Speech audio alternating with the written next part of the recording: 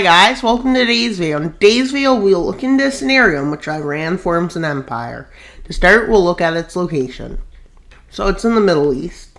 It's close to Turkey, which Turkey is really the crossroad between Asia, Africa, Europe. It has a good location, but it's on the Persian Gulf, which the Persian Gulf allows it to export stuff, although they're pretty sanctioned, that's the only problem. They're close to Russia, which is beneficial, because they're Iran's friend. And now let's look at their population. So they have a population of 86 million. They have max manpower, 48 million. Fit for service of 40 million. Reaching military age annually, 1.3 million.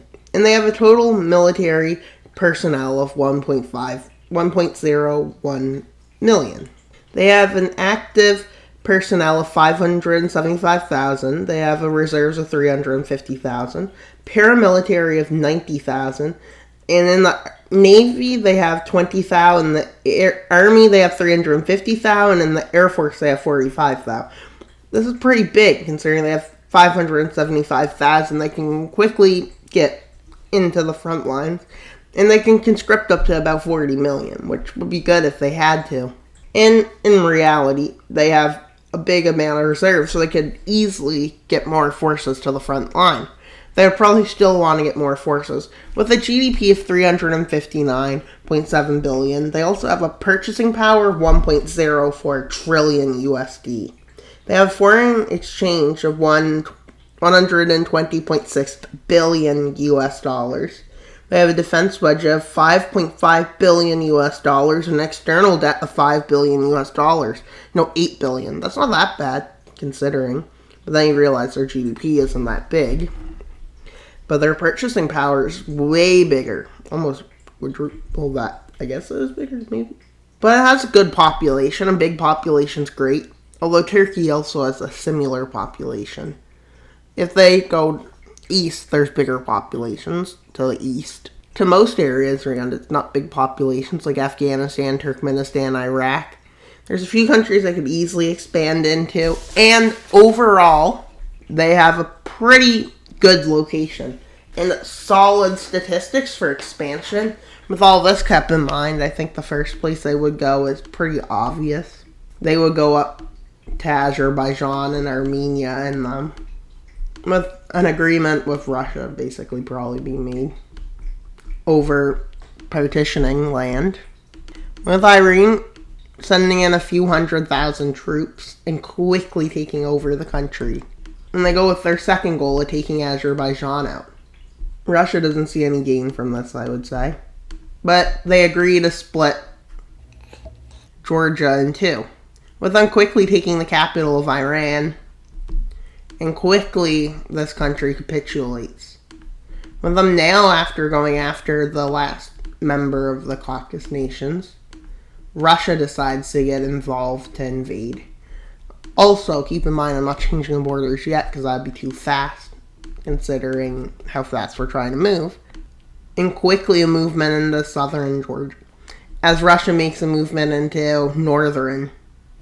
With a partition now being made of the nations, with Russia and Azerbaijan and Iran meeting in Minsk, an empire. The second phase with Afghan-Iran relations falling apart. Also, Iran can invade them because they're not Britain. Almost anyone could invade Afghanistan, but the modern militaries of Britain, Britain, then Russia, then America. They couldn't do it. But Iran probably can, because the Mughal Empire could. There have been empires to conquer here, just not in modern history.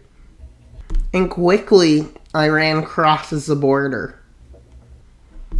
And also, it would take a lot of troops, too. Specially trained ones, too. And so, Afghanistan, they're mostly taking Afghanistan out. It's going to take a while because of the train.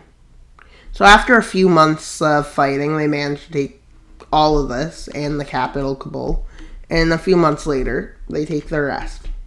And since this is quick to annex, I'll just annex it while in recording because it's not really worth stopping and starting again. The annexation of Afghanistan, and then they decided to go into Turkmenistan. They don't need to go into Kazakhstan unless they wanted to, but then they would have to come with an agreement with Russia, which is what they're planning on doing. But the stands, like Uzbekistan and a few of the stands, realize that they're going to get invaded, so they declare war together because their spies found this out. But too bad for them. Iran sends troops in because they have enough troops to deal with this, which means they take their troop numbers up a bit. They could call some of the reserves probably. They're probably starting to mobilize. I'd say they get their forces up a bit, maybe to 2 million. Like consisting of reserves and troops. And with them managing to take a big chunk over as they take the coast over. Uzbekistan is going to fall, sadly. With them coming with the agreement to Russia over Kazakhstan at this point, I'm just going to continue. Before they sign a treaty, they just want to get rid of all the stands because they have nothing better to do. Hopefully, that's why they do. With Russia getting parts of the northern areas, considering the Russian majority areas and some more, Russia and Iran start simultaneously invading. With Russia moving into by the capital, they quickly take the capital of Astana. And then they take the northern areas with Russian populations.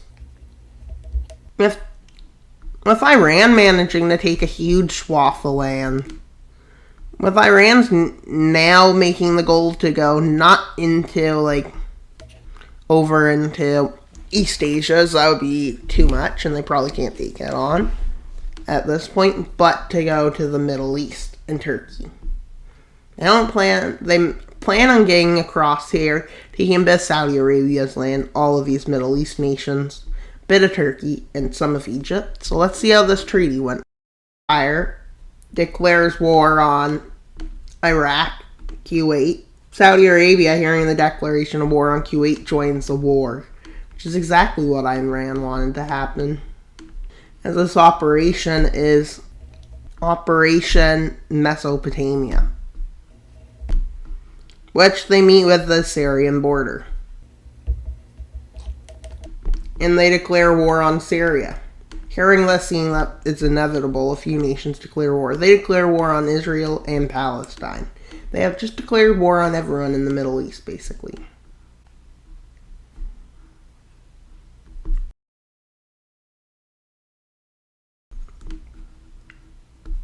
The moving into Syria, northern Syria, they're trying to make the front line more convenient for them.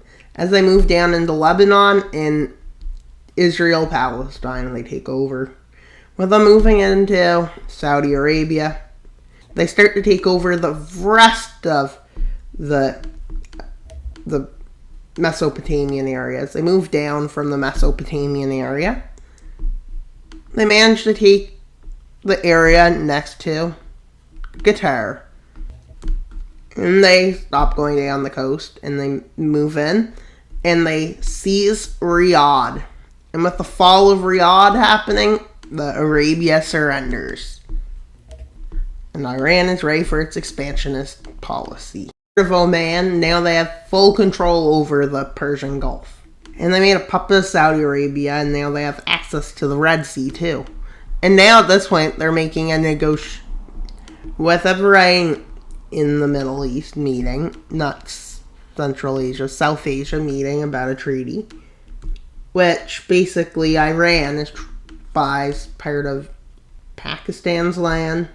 Because Pakistan sells this land, even though this land is just revolted, but anyways, they sell it over.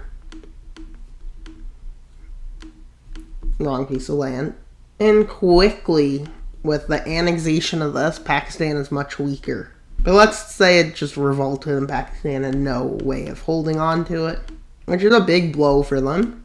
With Turkey and Egypt having signed the pact, so when Iran invaded Egypt, Turkey and Cyprus joined the war. But not right away. After Iran started taking all of Sinai and start moving in. At this point, Turkey joins the war. Iran's like, yeah, we can deal with them later. With Turkey making a huge offensive specifically in this region, in which they take over Armenia's lands. They get stopped over there, so then they start moving south. But eventually they get stopped in a stalemate, which they think they can get peace with this. But Iran manages to take both coasts of Egypt and the Nile. Which once Egypt loses the Nile, there's nothing to Egypt. Egypt surrenders over. Iranian troops arrive at the Turkish border. Turkey is in trouble at this point, with Turkey being pushed back all the way to their border. With it being with Iran having one good spot to invade from the east. With them invading from the east and from the south.